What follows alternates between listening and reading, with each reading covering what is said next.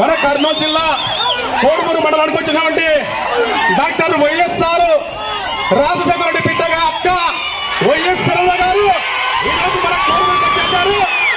ఈరోజు దయచేసి అంబులెన్స్ కి సైన్ ఇవ్వాలని కోరుతున్నాము. వైఎస్ఆర్ సిరిమిల అక్క గారికి కోడుమూరు మండల పార్టీ తరపున ఉదయపూర్వ నమస్కారం తెలుపుకుంటున్నాను.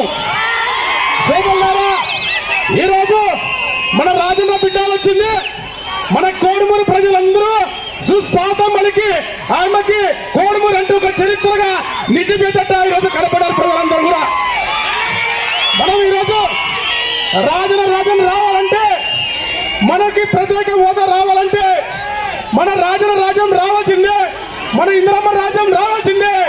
ఈ కోడుమూరు ప్రజల తరపున కోరుకుంటున్నాం. రాంపుల్ల యాదవ్ ఎంపీ అభ్యర్థి, మన మురళీకృష్ణ ఎమ్మెల్యే అభ్యర్థి, మన 2 ఓట్లు వేయించి గెలిపించాలని కోరుతున్నాం.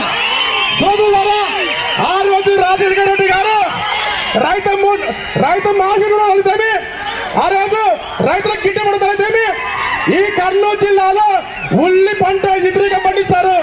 కానీ ఎప్పుడైతే రాజశేఖర రెడ్డి ప్రభుత్వం లేకుండా పోయిందో, నరేంద్ర మోడీ